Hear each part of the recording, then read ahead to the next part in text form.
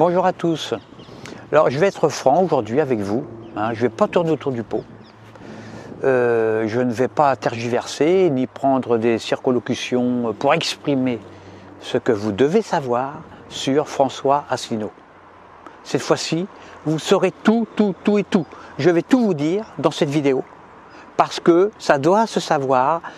Même si c'est secret, même si on n'en parle pas dans les médias, même si vous ne l'entendez pas à la télé, il faut le dévoiler sans aucune hésitation. Et je ne vais pas utiliser de périphrases, des périphrases complexes. Non, je ne vais pas baratiner, ça ne sert à rien tout ça. Allez hop, c'est parti. Vous êtes prêts? Il ne faudra pas me reprocher par la suite que vous ne saviez pas. C'est parti. François Asselineau est un homme politique français. Voilà, c'est dit. C'est dit. C'est un homme politique très particulier, pas du tout normal. Il ne prend pas les gens pour des cons. Il donne des conférences pédagogiques qui sont claires, simples, chargées de sens. Il offre au peuple une meilleure compréhension du monde politique, une meilleure compréhension des traités européens et internationaux, une meilleure compréhension de notre Constitution, du dessous des cartes, des jeux et enjeux du pouvoir, etc. Cet homme est dangereux, terriblement dangereux, parce qu'à cause de lui, si on l'écoute, on va se rendre compte qu'on nous a toujours pris pour des cons.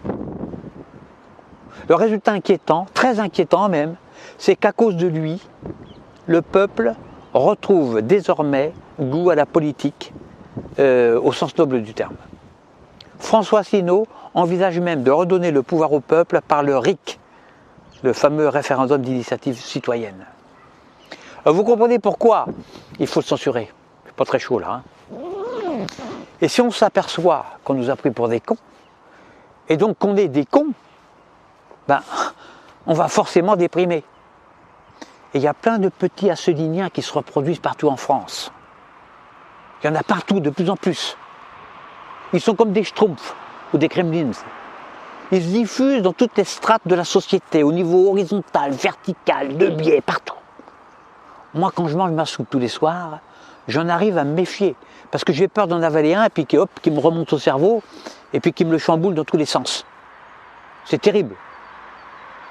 Un asselinien se reconnaît au fait qu'apparemment, il ressemble à tout le monde. Extérieurement, son cerveau est normal, mais à l'intérieur, la connexion de ces câbles est extrêmement complexe. Ces synapses sont en surchauffe permanente. En général, il fume par le haut. À cause de cet énarque, François Asselineau, et si on l'écoute, eh bien on risque de devenir plus intelligent, ou plutôt plus clairvoyant. Autrement dit, on risque de découvrir qu'avant d'écouter ces conférences, on était des naïfs, des ignorants, des cons. C'est quand même dur à avaler ça, c'est quand même très dur. Alors moi je préfère être un gros con. Pourquoi? L'avantage d'être un gros con, c'est qu'on ne déprime jamais, puisqu'on ne se remet jamais en question. On se réconforte entre les cons, entre les autres cons, on se frotte les uns contre les autres, sans jamais se remettre en question. La connerie est mieux que la cocaïne. C'est gratuit, facile à trouver, il n'y a pas besoin d'ordonnance, c'est plus sain pour le corps, et puis les paradis artificiels engendrés sont beaucoup plus beaux. Le con lumineux est doté d'une auréole de conneries qui brille même en plein jour, même en plein soleil. Et c'est pour cette raison que peu de gens écoutent Asselineau, que les grands médias ne l'invitent jamais, qu'on le caricature, qu'on le censure, qu'on le diffame. Parce que les cons ont peur de quitter leurs conneries. L'intelligence terrifie les cons, la vérité les angoisse. Moi-même j'en ai très peur. Alors j'imagine que ça doit être pour les gros cons, les plus gros cons que moi. Ils sont rares mais ils existent. Et j'en connais moi. Alors comment faire pour neutraliser Asselineau, François Asselineau? Parce que si on le laisse faire, le peuple lui il sera plus clairvoyant et puis il se laissera plus faire.